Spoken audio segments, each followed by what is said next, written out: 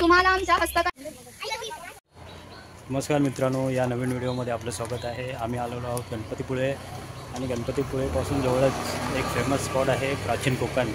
तिथे आम्ही भेट दिलेली आहे। प्राचीन कोकण एक अनोखे म्युझियम आहे। येथे प्राचीन काळातील लोकांचं जीवन कसं होतं, त्यांची साधनसामुग्री काय होती जीवनातील, त्याचं हुबेहूब चित्रीकरण इथे दाखवलेलं आहे।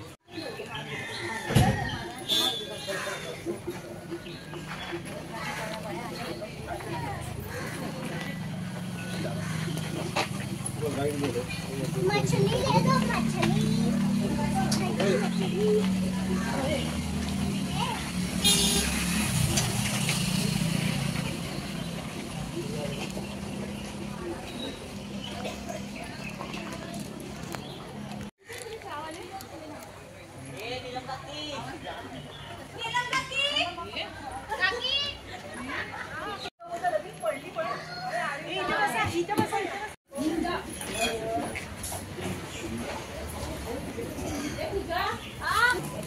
चला तर आम्ही चाललेलो आहोत प्राचीन कोकण बघायला। आणि या ठिकाणी आम्ही पर्यटनातून रोजगार निर्मिती हा विषय घेऊन आम्ही ते काम करत आहोत। विविध धार्मिक ग्रंथांचा अभ्यास करून आम्ही इकडे नक्षत्र बाग तयार केली आहे। प्रत्येकाच्या जन्म नक्षत्रानुसार एक वृक्ष आराध्य वृक्ष म्हणून मानला जातो। त्याची पूजा अर्चा केल्यास त्या व्यक्तीला धन, सौख्य, आरोग्य प्राप्त होते। बाहेर आम्ही बोर्ड लावलाय, तो जाताना पाहिलात तरी चालेल, जन्म नक्षत्रानुसार ते बघायचं। आपण कोकणी माणसं वड, पिंपळ यांना पवित्र मानतो, तसेच त्यांना आपण दीर्घ आयुष्याची प्रतीकही मानलेली आहे। याला पिंपळपर या कारणाने म्हणतात कारण याच्या भोवती जो दगडी कठ्ठा बांधलेला आहे याला कोकणी भाषेत पार म्हणतात। हा पार सुमारे 400 वर्षापूर्वी बांधला गेला आणि हा पार जेव्हा बांधला गेला तेव्हा इथे एक पिंपळाचा रोप लावण्यात आला, म्हणजेच हा पिंपळ सुद्धा 400 वर्षापूर्वीचा जुना आहे। या लेखावर लिहिलेली कविता कवी माधव यांनी 100 वर्षापूर्वी लिहिली। चिपळूण येथे झालेल्या पहिल्या कोकण मराठी साहित्य संमेलनामध्ये या कवितेला कोकणची प्रातिनिधिक कविता म्हणून स्वीकारण्यात आले। या कवितेमध्ये कवीने कोकणच्या निसर्ग सौंदर्याचे वर्णन केले आहे। सह्याद्रीच्या तळी शोभते हिरवे तळ कोकण, राष्ट्रदेवीचे निसर्ग निर्मित केवळ नंदनवन। या कवितेमध्ये नंदनवन हा शब्द आला आहे। नंदनवन या शब्दाचा अर्थ आहे स्वर्गातील इंद्राची बाग। जितकी सुंदर आहे तितकेच आपलं कोकणही सुंदर आहे। गुहेच्या अलीकडे आहे वर्तमान काळ आणि गुहेच्या पलीकडे आहे 500 वर्षापूर्वीचा भूतकाळ। इथून पुढे पाहणार आहात 500 वर्षापूर्वीची कोकणी माणसं कशी राहत होती, त्यांची समाज रचना, ग्रामरचना, खाद्य संस्कृती, परंपरा कशा होत्या। गुहेतून येताना थोडंसं वाकून घ्या। आदि मानव खाली वाका, तुम्ही नका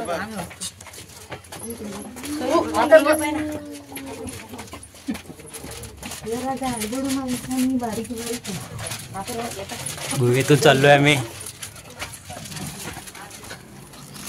हे कोकमचं झाड आहे।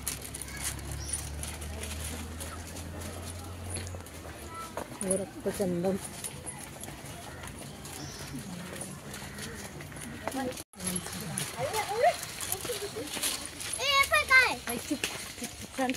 परशुराम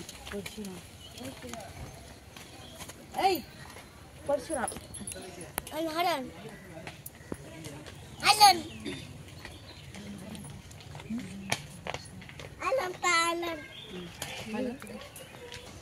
हे आहेत भगवान परशुराम।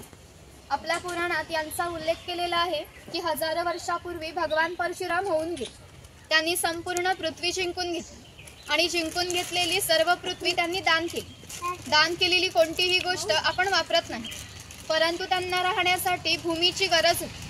म्हणून आपण ज्या ठिकाणी उभे आहोत तिथे हजारो वर्षापूर्वी समुद्र होता। त्यांनी त्याच्याशी युद्ध केले आणि त्याला 40 ते 50 किलोमीटर पाठीमागे ढकलले आणि ते कोकण प्रदेशाची निर्मिती केली। म्हणून या कोकण प्रदेशाला परशुरामाची भूमी असेही म्हणतात. कोकणामध्ये लाल रंगाचा जांभा नावाचा दगड मिळतो. जांभ्या दगडाचा हा जो पक्का रोड तयार केला आहे याला कोकणी भाषेत पाखाडी म्हणतात. पूर्वी सामान्यपणे अशा पाखाड्या ग्रामदेवतेकडे जाण्यासाठी बांधल्या जात असत. आपण सुद्धा याच पाखाडीने प्राचीन कोकणच्या ग्रामदेवतेकडे जाणार आहोत.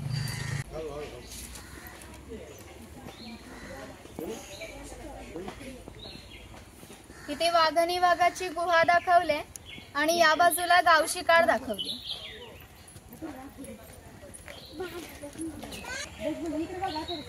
हे चिरफळाचं झाड आहे. चिरफळाची फळे ही जंतुनाशक असतात. शेतकरी याचा वापर धान्य साठवण्यासाठी करतात. तसेच गरम मसाल्यासारख्या पदार्थामध्ये सुद्धा याचा वापर केला जातो. मसाल्यामध्ये वापरतात. इकडे माडीवाला दाखवतात.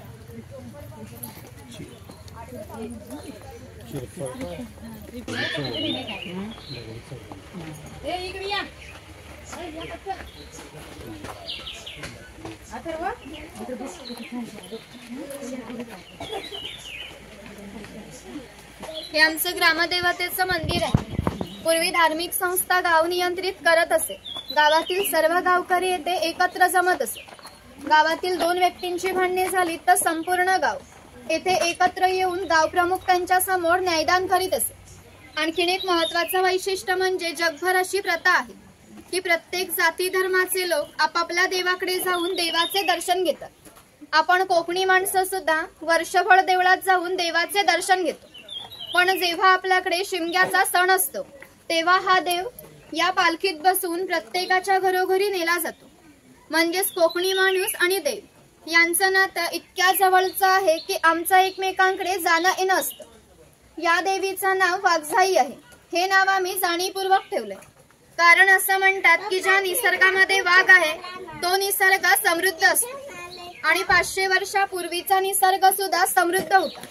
आम्ही कोकणी माणसं वड, पिंपळ, नागसाप यांची पूजा करतो. म्हणजेच आम्ही निसर्गपूजक माणसं आहोत. म्हणून या देवीचं नाव सुद्धा प्रत्यक्ष निसर्गाशी संबंधित असाच ठेवला आहे वाघजाई. जेव्हा मी ग्रामदेवतेच्या देवळात जातो तेव्हा गावातले पुजारी असतात ते गाराणे घालतात. तुम्हाला फक्त हात जोडून होय महाराजा म्हणायचे.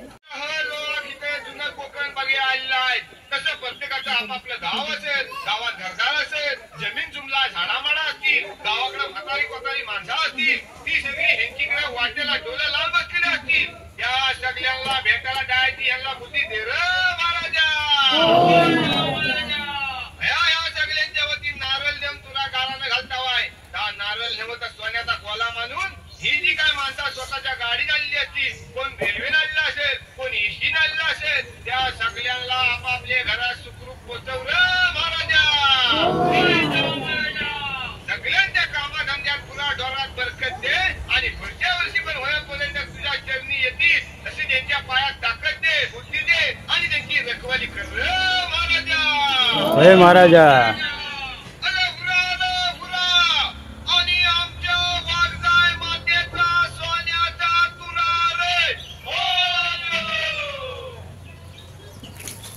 लाकडी ढोल आहेत, मातीचे ताशे आहेत. म्हणजेच यांचा खालील भाग हा मातीपासून बनवलेला आहे. हे ताशे 110 वर्षापूर्वीचे जुने आहेत. वाजवणारे जर कसबी असतील तर त्यांचा आवाज 1 ते 2 किलोमीटर पर्यंत जात असे. पूर्वी यांचा उपयोग संदेशवहन व धार्मिक कार्यासाठी केला जात असे.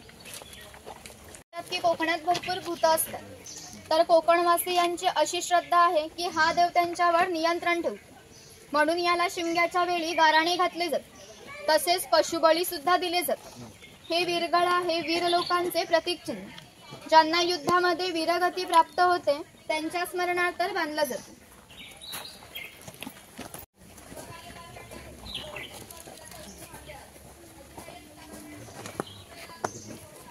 इथे कडक लक्ष्मी दाखवले. स्वतःला चापकाचे फटके मारून घेतात ना पोतराज, त्यांना कडक लक्ष्मी म्हणतात. ते लोक गावात खेळ दाखवण्यासाठी यायचे. हा कोळी समाज आहे. कोळी समाजाची लोक समुद्राच्या इतक्या जवळ राहतात की समुद्राच्या भरतीचं पाणी सुद्धा त्यांच्या घराला लागून जातं. एवढी छोटी होडी घेऊन हे लोक 8 ते 10 तास खोलवर समुद्रामध्ये मासेमारी करत असतात. कधी कधी समुद्राच्या उसळणाऱ्या लाटा ह्या त्यांच्या होडीपेक्षाही मोठ्या असतात. तरी हे लोक कुशलतेने होडी वल्हवतात आणि पहाटेच्या वेळी घरी परत येतात. हा नाभिक आहे. पूर्वी कोकणामध्ये 12 बलुतेदार पद्धत अस्तित्वात होती. म्हणजेच नाभिक, सुतार, चर्मकार, कासार हे लोकांना घरोघरी जाऊन सेवा पुरवत. त्या बदल्यात त्यांना पैसे नव्हे तर केवळ धान्य मिळेल. म्हणजेच एका नाभिकाला एका कुटुंबातील पुरुषाच्या घरोघरी जाऊन केस व दाढी करण्यासाठी वर्षभरासाठी 4 पाहिजे म्हणजे 7 8 किलो धान्य मिळत असे. आमच्या नाभिकाविषयी आणखीन थोडं मजेशीर वर्णन आमच्या लोकसाहित्यामध्ये आढळतं. असं म्हणतात की गावातील प्रत्येक गोष्ट ही नाभिकाला माहीत असते आणि नाभिकाला माहीत असलेली प्रत्येक गोष्ट ही संपूर्ण गावभर होती. आता तुम्ही आलात. ही गोष्ट ज्या अर्थी नाभिकाला समजली त्या अर्थी ती आमच्या संपूर्ण गावाला समजली. आमचं संपूर्ण गाव तुमच्या स्वागतासाठी उत्सुक आहे. प्रथेप्रमाणे आपण आधी खोतांच्या घरी जाऊ, मगच गावात फेरफटका मारू. हे खोत आहे. राजाचा गावातील थेट प्रतिनिधी म्हणजे खोत. धार्मिक आणि राजकीय बाबतीत पहिला मान खोतांचा. खोत गावचे प्रमुख असे.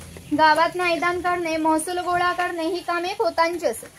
खोत लोक जमीनदार असत. सर्वसामान्यपणे सुखवस्तू असत. ही खोतांची बायको आहे. कोकणी स्त्रिया सुंदर होत्या आणि शूरही होत्या, परंतु त्यांना स्वातंत्र्य नव्हते. माझ घराचा उंबरठा ही त्यांच्यासाठी मर्यादा होती. खोतांची 2 मुले आहेत. ती आपला परंपरागत खेळ सोंगट्या खेळत आहे. महाभारतामध्ये हाच खेळ धर्मराज आणि दुर्योधन यांच्यामध्ये द्यूत या नावाने खेळला गेला. हस्तिदंती फासे असतात किंवा शंखांच्या कवड्या असतात. त्या टाकून विशिष्ट प्रकारचे दान मागितले जाते. त्यानुसार सोंगट्या मागे पुढे सरकावून हा खेळ खेळला जातो. घराची रचना पहा. खोत ज्या उंचवट्यावर बसले आहेत त्याला ओटी असे म्हणतात. गावातील मान्यवर लोक ओटीवर बसत असत. समोर आहे ती पडवी. सर्वसामान्यांनी पडवीला बसायचे. खोतांच्या डाव्या बाजूला आहे स्वयंपाकघर, उजव्या बाजूला आहे देवघर. खोतांच्या मागे आहे ते माझघर म्हणजेच पूर्वीची बेडरूम. घराचे छप्पर पहा. वरती छोटे छप्पर आहे, मध्ये गॅप आहे, खाली मोठे छप्पर आहे. कोकणामध्ये उष्णता फार असते. घरातील उष्ण हवा या गॅप मधून सतत बाहेर जाते आणि बाहेरील थंड हवा तिची जागा घेते. म्हणजेच घरातील वातावरण नेहमी थंड राहते. घरासमोर अंगण आहे. अंगणात तुळस आहे. अंगण हे कोकणी घरांचं वैशिष्ट्य आहे. तुम्हाला एकही कोकणी घर असं दिसणार नाही की ज्या पुढे अंगण नाही किंवा तुळस नाही. इथे अडकीत त्यांचे प्रकार दाखवले, तुम्ही बघू शकता ते.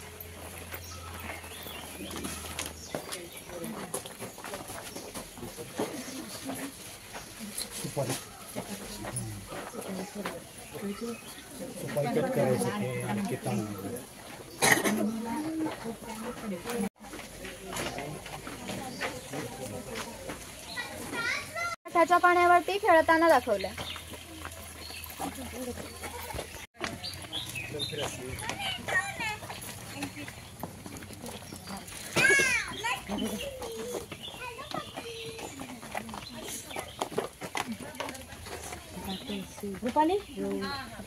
हा शेतकरी आहे. पूर्वी याचं घर जसं असायचं अगदी तसंच घर आम्ही इथे उभारलं आहे. हिची चूल दिसते, तिला कोकणी भाषेत पिरसा म्हणतात. ही सतत पेटी ठेवली जायची कारण पूर्वी लाईटर किंवा माचीस नव्हती. शेतकऱ्याच्या बायकोला जेव्हा स्वयंपाक करायचा असेल तेव्हा येथील 2-3 निखारे घेऊन स्वयंपाकघरातील चूल ही पेटवीत असे. हा विस्तव विजला तर घरातून गारगोटी दगड ठेवलेले असे. त्या एकमेकांवर घासून विस्तव करावा लागत असे. शेतकऱ्याची बायको आहे ती शेतकऱ्याची मुलगी आहे. तो पाळणा आहे. पाळणा आम्ही शेतकऱ्याच्या घरात कायमस्वरूपी टांगून ठेवला आहे कारण आमच्या शेतकऱ्याकडे दरवर्षी पाळणा हलत असे. म्हणजेच प्रत्येक शेतकऱ्याला 8 ते 10 मुलं असत. म्हणजेच पूर्वीच्या काळी एकत्र कुटुंब पद्धती अस्तित्वात होती. ती कणगी आहे. कोकणी शेतकरी भात, वरी, नाचणी यासारखी धान्य पिकवत असे. ती या कणगीमध्ये ठेवून वरती चिरफळाची फळे पसरवून त्यावर झाकण लावून ते बाहेरून शेणामातीने लिंपून ठेवले जात असे. त्यामुळे आतील धान्य 3 ते 4 वर्षे सहज टिकत असे. ही खोयणी आहे. हिचा वापर मासे पकडण्यासाठी केला जायचा. उचल आहे. हिचा वापर कपडे सुकवण्यासाठी केला जायचा. आणि इकडे गौरी गणपतीचा सण दाखवलाय.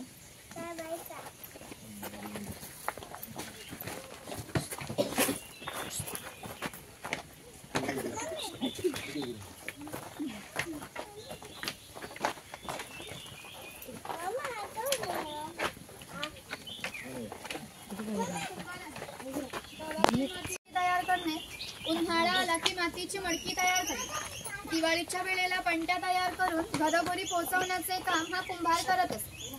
हे जे सफेद रंगाचे मडके आहे ते माडी काढण्याचे मडके आहे. कोकणात नारळाची झाडे खूप मोठ्या प्रमाणात असतात.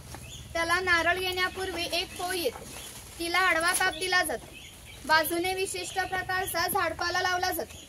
तो पाला आतील माडी शोषून घेतो व थेंब थेंब गळणारी माडी हे मडके वरचे वर लावून त्यामध्ये साठवली जाते.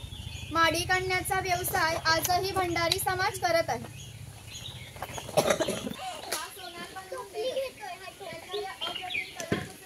वाणी आहे. चौल, राजापूर आणि दाभोळ या कोकणातील बंदरांना 5000 वर्षापूर्वीचा इतिहास आहे. या बंदरांमधूनच भारतीय व्यापाराने जगाशी व्यापार केला. या बंदरांमधून निर्यात होणाऱ्या वस्तूंमध्ये हस्तकौशल्याच्या वस्तू, तलम कापड, शंख, शिंपले, दागिने इत्यादी वस्तूंची निर्यात हा वाणी करत असे. त्याच्या बदल्यात संपूर्ण जगातून भारतात सोनं येत असे. म्हणजेच भारताने जे सुवर्णयुग अनुभवले याची प्रवेशद्वारे कोकणची बंदरे होती. हा सुतार आहे. कोकणातील 12 बलुतेदार दाखवताना जे अधिक कौशल्यवान आहेत ते समिती दाखवले आहेत. त्यापैकी हा सुतार आहे. हा सुतार सावंतवाडीचा सुतार आहे. सावंतवाडीतील लोकांचे लाकडावरील कोरीव काम हे जगप्रसिद्ध आहे. त्यांच्या काही हस्तकौशल्याच्या वस्तू तुम्हाला आमच्या हस्तकला विक्री केंद्रात पाहायला मिळतील. इकडे दरवेशी दाखवलाय अस्वलाचा खेळ करणारा, गारुडी दाखवलाय सापांचा खेळ करणारा.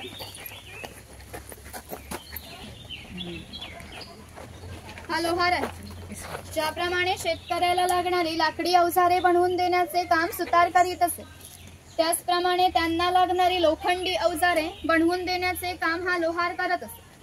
500 वर्षापूर्वी कोकणाची राजकीय परिस्थिती अस्थिर होती. बरेचसे लोक सैन्यांमध्ये होते. त्यांना लागणारी लोखंडी ढाली व तलवारी बनवून देण्याचे काम हा लोहार करत असे. याचं वैशिष्ट्य म्हणजे अजूनही कोकणात मराठा व खोत यांच्याकडे काहीशा वर्षापूर्वीच्या तलवारी आहेत. त्यांना अजूनही गंज आलेला नाही. दर दसऱ्याला त्यांची पूजा केली जाते. हा तेली आहे. पूर्वी कोकणी माणसं आपल्या जेवणात खोबरेल तेलाचा वापर जास्त प्रमाणात करत असे. हा तेलाचा घाणा आहे. याला खुंट असे म्हणतात. यामध्ये खोबरे घातले जातात. हे जे उभी लाकूड आहे याला कोकणी भाषेत लाट म्हणतात. या लाटेला हे आडवे लाकूड अशा तऱ्हेने बांधले जाते की जेणेकरून ही लाट उभी राहते. या ठिकाणी जोखडाला बैल बांधला जातो. आडव्या लाकडावर दगड ठेवून तेली स्वतः त्यावर बसते व हे सर्व वजन घेऊन बैल गोल फिरवला जातो. त्यामुळे आतील खोबरे रगडून त्याचं तेल निघते. आतील तेल भरून काढायचे असेल तर सर्वप्रथम जोखडाचा बैल सोडायचा. जोखड बाजूला केले जाते, आडवे लाकूड बाजूला केले जाते व लाट बाजूला केली जाते व आतील तेल हे भरून काढले जाते. पुन्हा नवीन तेल पाडायचे असेल तर पुन्हा सगळं क्रमवार जोडून नवीन तेल पाडले जाते. म्हणजेच पूर्वी तेलाला पसा ते 1.5 पसा तेल काढण्यासाठी 1 ते 1.5 तास मेहनत घ्यावी लागत असे. यावरून तुमच्या लक्षात येईल की पूर्वीचं जीवन किती कष्टमय होते. पूर्वी प्रत्येक व्यवसाय हा जातीनिहाय करावा लागत असे. व्यवसाय निवडीचे स्वातंत्र्य नव्हते. म्हणजेच प्रत्येकाला आपापल्या जातीचाच व्यवसाय करावा लागत असे. म्हणजेच बांबूंच्या वस्तू बनवून देण्याचे काम हा बुरुट करत असे. ही फुलांची परडी आहे, सूप आहे आणि रोवळी आहे. हिचा वापर धान्य धुण्यासाठी किंवा आजही धार्मिक कार्यासाठी केला जातो. जेव्हा आपल्याकडे एखादे शुभ कार्य असते तेव्हा घरातील कुमारिका किंवा सौभाग्यवती स्त्रिया ह्या रवळीमध्ये दिवा हातात घेऊन उभ्या असतात. शुभ कार्य पार पाडण्यापूर्वी हा दिवा विझला तर ते अशुभ मानले जाते. अजून आमच्या चाकरमान्यांचे जर मुंबईला लग्न असेल तर ही रवळी गावावरून मुंबईला पाठवली जाते. हे स्वयंपाकघर आहे. पूर्वी कोकणी माणसं आपल्या जेवणात भात व मासे मोठ्या प्रमाणात खात असत. कोकणात आल्यावर माशाची आमटी, उकडीचे मोदक आणि भाजणीचे वडे न खाणे म्हणजे कोकणना अनुभवल्यासारखे आहे. पूर्वी घरांमध्ये दगडमातीच्या वस्तू असत. ते जातणीसारखे दिसते, त्याला घिरट म्हणतात. जातणीमध्ये धान्य दळून निघते तर घिरटामध्ये भात घातला जातो. तेव्हा अख्खा तांदूळ बाहेर निघतो व कोंडा बाजूला होतो. हे मोदक पात्र आहे म्हणजेच पूर्वीचा कोकणी कुकर. यामध्ये खाली पाणी ठेवले जाते. त्यावर चाळण ठेवून त्यावरती केळीचे पान ठेवले जाते व त्यावर मोदक ठेवले जाते व हे झाकण लावून हे चुलीवर ठेवले जाते. त्यामुळे आतील मोदक हे शिजून निघतात. पुरण यंत्र आहे, याच्यामध्ये डाळ टाकली जाते व हे रॉड दोन्ही बाजूंनी गोल फिरवले जाते. त्यामुळे आतील डाळ ही वाटून निघते. वाटलेली डाळ या बाजूने बाहेर निघते व त्याच्या पुरणपोळ्या बनवल्या जातात. शेवयाचं यंत्र आहे, लाकडी आहे आणि तो लोखंडी आहे. तो टिफिन बॉक्स आहे. 2 चमचे, खाली 3 जेवणाचे डबे आहेत आणि वरती तांबे आहे. दोन्ही बाजूंनी लॉक केलेले. बाजूला चहाची किटली दाखवले मोठी. दगडी उखळ आणि मुसळ दाखवले. यामध्ये पूर्वी भाताचे पोहे काढले जात होते आणि इथे चमचे दाखवलेत लाकडाचे. हा कासार आहे. मघाशी सांगितल्याप्रमाणे 12 बलुतेदार हे लोकांच्या घरोघरी जाऊन सेवा पुरवत. त्याप्रमाणे हा कासार या मुलीच्या घरी आला. हे या मुलीचे घर आहे. पूर्वी कोकणातील मुलींची लग्ने वयाच्या 8व्या किंवा 10व्या वर्षी होत असत. तोपर्यंत हा कासार या मुलींना बांगड्या भरण्याचा कोणताही मोबदला घेत नसे. जेव्हा या मुलीचं लग्न होईल तेव्हा या मुलीचे वडील या कासाराला 1 सोन्याचा दागिना देत असे. या व्यतिरिक्त कोणताही मोबदला या लोकांना मिळत नसे. म्हणजेच हा कासार या मुलीला 8 ते 10 वर्ष फ्री मध्ये बांगड्या भरायच्या.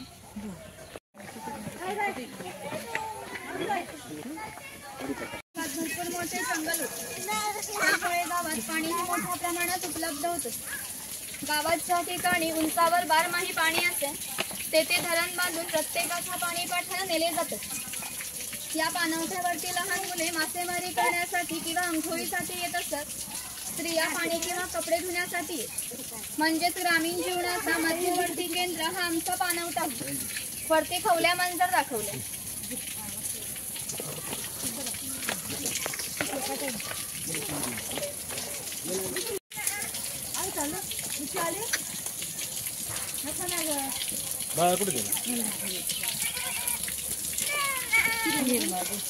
मार्लेश्वर नावाचे देवस्थान आहे. एका पर्वतात एक मोठी गुहा आहे. त्या गुहेमध्ये शंकराची पिंडी आहे. याचं वैशिष्ट्य म्हणजे त्या गुहेमध्ये अजूनही जिवंत साप आहे. पूर्वी मार्लेश्वर देव हा एका गावामध्ये राहत होता. तेथील लोक हे वाईट मार्गाने वागू लागले. त्यामुळे शंकराचे पावित्र्य कमी होऊ लागले. शंकराला ते मान्य होणे शक्य नव्हते. म्हणून त्याने गाव सोडून जाण्याचा निर्णय घेतला. मकर संक्रांतीच्या आदल्या रात्री तो गावाच्या बाहेर पडला. गावाच्या बाहेर या चर्मकाराचे घर होते. चर्मकार गरीब होता, परंतु श्रद्धाळू आणि नीतिवान होता. शंकराने कोणत्याही जातीपातीचा विचार न करता त्याला मशाल दाखवण्याची विनंती केली. चर्मकाराने सुद्धा अतिथी देवभव समजून त्याला मशाल दाखवण्यास सुरुवात केली. शंकराने आज ज्या ठिकाणी मार्लेश्वर आहे त्या ठिकाणी गेल्यावर शंकराने आपले खरे रूप प्रगट केले व या चर्मकाराला दर्शन दिले व त्याला सांगितले की यापुढे मी याच ठिकाणी राहणार आहे. या गोष्टीला आज जवळजवळ 500 वर्षे होऊन गेली. परंतु दरवर्षी मकर संक्रांतीला शंकराची पालखी मूळ गावातून निघते. तिला मशाल दाखवण्याचे काम चर्मकाराचा आजचा जो वंशज आहे तो करतो. म्हणजेच मार्लेश्वर हे असे देवस्थान आहे की तिथे कोणताही जातीभेद मानला जात नाही. बघायला मिळणार आहे मार्लेश्वर मंदिराची प्रतिकृती. सर्व लोक दर्शन घेत आहेत.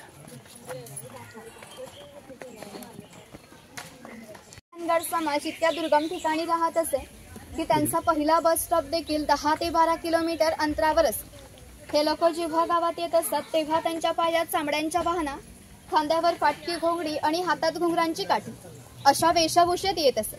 असे असले तरी प्रत्येक धनगर हा 8 ते 10 म्हशी व 100 ते 125 गायींचा मालक असे. या सर्वांची विक्री करायचे म्हटले की त्यांची किंमत काहीशी लाखात जाते. एवढ्या धनसंपत्तीचा मालक हा धनगर होता. कोकणी लोकांचे राहणीमान साधे असल्यामुळे त्यांची राहणी सुद्धा अशी साधी होती. बकरीची गोठी आहे. जंगली श्वापदांपासून संरक्षण होण्यासाठी ती अशी उंचावरती बांधली आहे. तिच्या आतमध्ये 2 बाबूंच्या मध्ये फट आहे, कारण त्यांनी केलेला मैला त्यातून बाहेर पडत असे. हे खैराचं झाड आहे.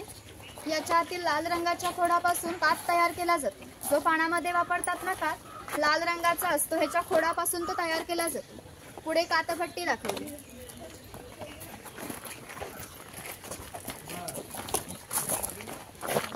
ही कातभट्टी आहे.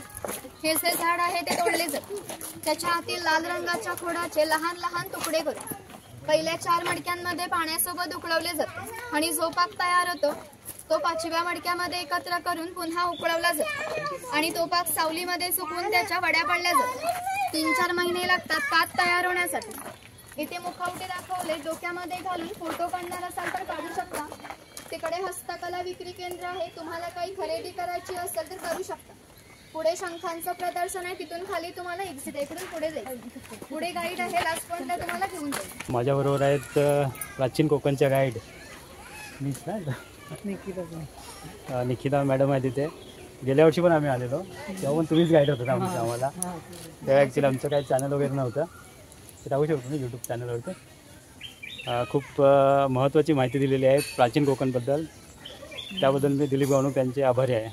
मच्छान आहे गावी. मच्छान पूर्वी जेव्हा लोक शेती करायची ते शेतीच्या मध्ये हे मच्छान असायचं. मच्छांचा उपयोग म्हणजे संपूर्ण शेतावरती नजर ठेवण्याचं काम हे मच्छान करता. शेती तयार झाली की तिकडे जनावरं खाण्यासाठी येण्याची भीती असायची, त्या अंशावर राखण ठेवण्यासाठी हे खास मच्छान बनवलेलं असायचं.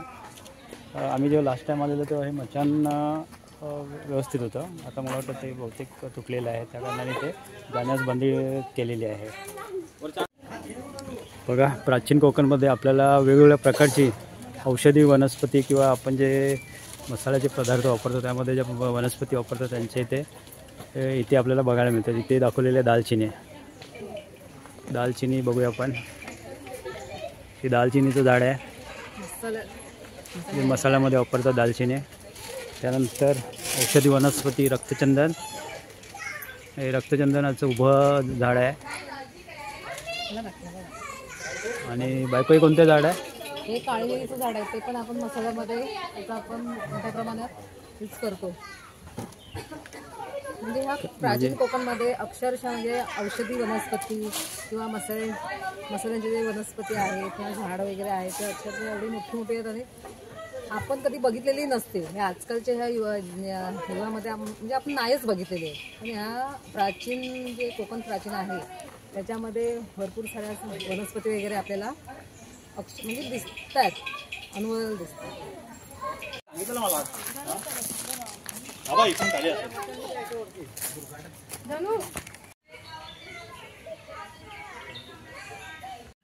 चला तर मी खातोय मँगो. आणि इकडे दाखवलेलं आहे कोकोनट.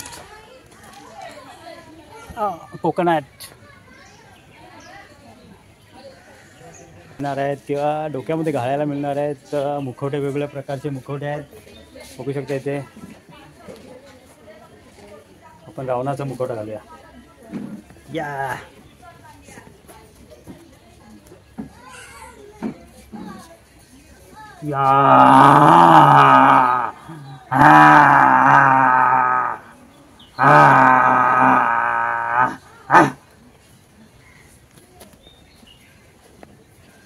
एक ट्राय करूया.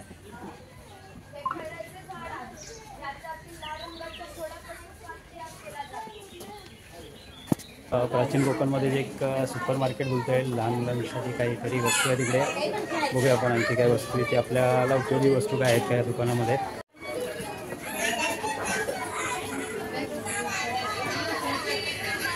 लाकडापासून बनवलेल्या वस्तू आहेत. बेचकी, मोहरे आहेत.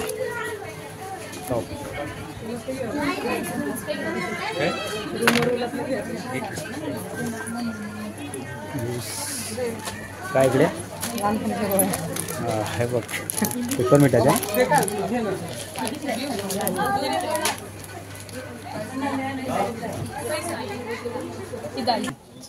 चहाला वेळ नसतो पण वेळेवर चहा हवाच, यासाठी खास.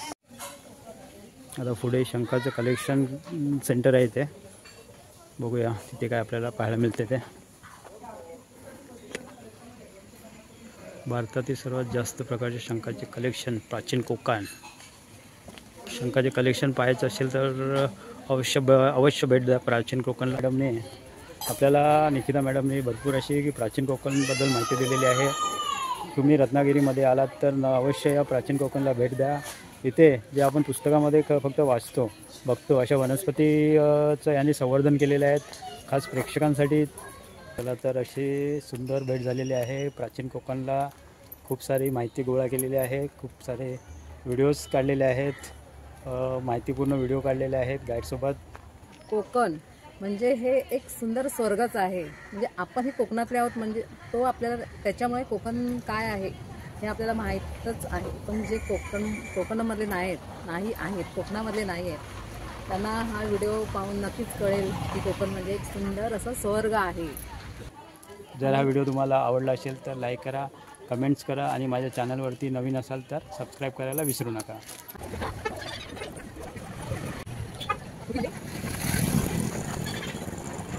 बाय बाय प्राचीन कोकण, बाय बाय.